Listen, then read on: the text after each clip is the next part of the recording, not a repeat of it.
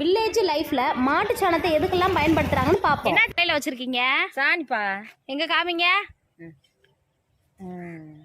எதுக்கு இந்த சாணி எடுத்துட்டு போறீங்க? ஊருக்குள்ள கொண்டு போறேப்பா. தோட்டத்துல இருந்து ஒரு விரல் அங்க இருக்கு. அங்க இருந்து சம்மந்து பாரு.